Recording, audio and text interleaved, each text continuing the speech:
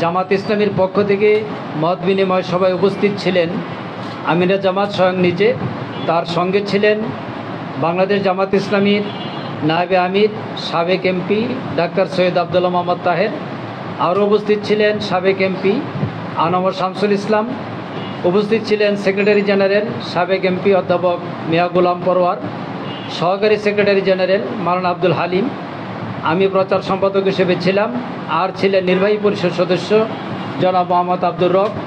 12 দলীয় জোটের 13 জন নেতা আমাদের সামনে উপস্থিত ছিলেন। আমিরে জামাত ওনার বক্তব্যের পর উনি তাদেরকে প্রেস ব্রিফিং শেষে উনি তাদের নাম ঘোষণা করবেন। এখন সম্মানিত আমিরে জামাত প্রেস ব্রিফিং পেশ করছেন। প্রেস ব্রিফিং আমরা দুজনেই করব, উনিও করবেন। আসসালামু আলাইকুম রহমতুল্লাহ। সাংবাদিক বন্ধুগণ, আপনারা জানেন দেশ এবং জাতি এখন একটি গুরুত্বপূর্ণ সময় পার করছে।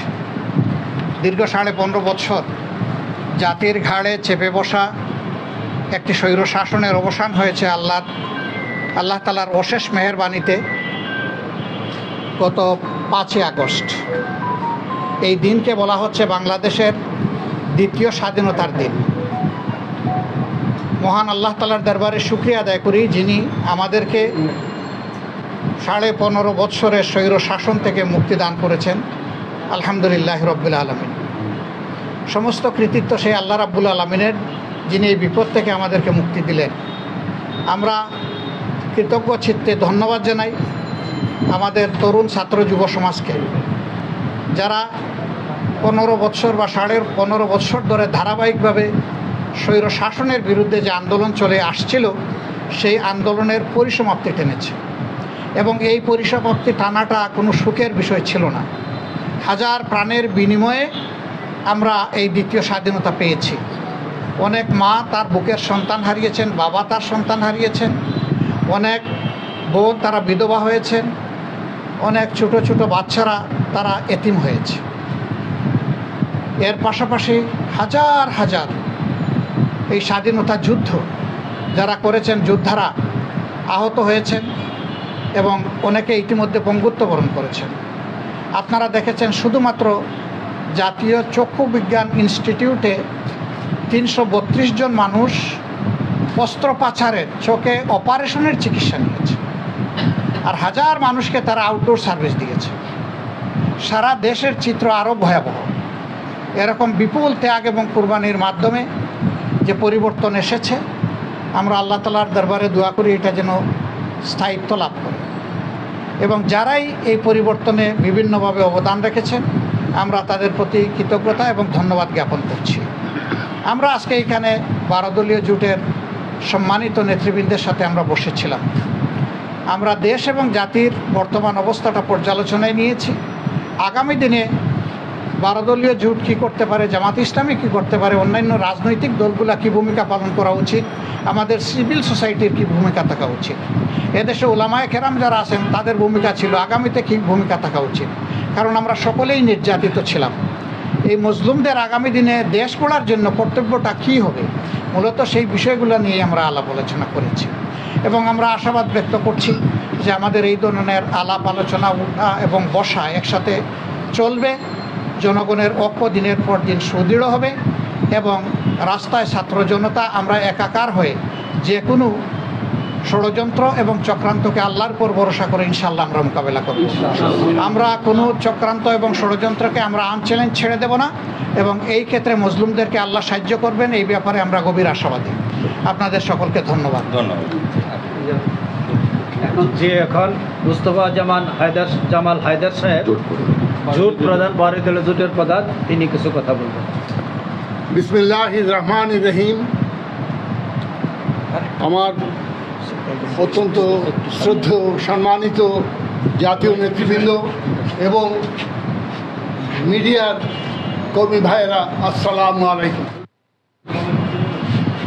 জাতীয় জীবনের অত্যন্ত এক যুগ সন্ধিক্ষণে আজ আমরা বাংলাদেশ জামাতে ইসলামের আহ্বানে সাড়া দিয়ে তাদের দপ্তরে এসে তাদের সাথে মতবিনিময় করেছি এবং এই মুহূর্তে বিরাজমান যে সংকট, জাতীয় জীবনে যে সংকটের একটি ধাপ কেবলমাত্র আমরা অতিক্রম করেছি, কিন্তু এখনও বাকি রয়ে গেছে আরও অনেক সমস্যা এবং সংকট।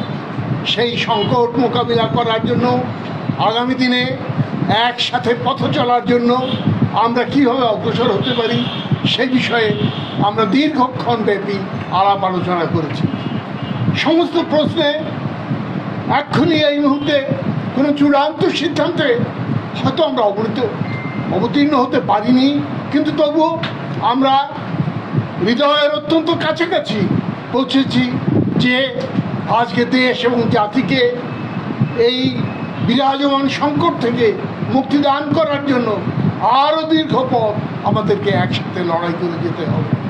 বন্ধুগণ, আপনারা জানেন যে দীর্ঘ 1.5 দশকের একটি স্বৈরশাসকের পতন হয়েছে বৈষম্য বিরোধী ছাত্র আন্দোলন এবং দেশের ব্যাপক জনগণের আন্দোলনের মধ্য দিয়ে, কিন্তু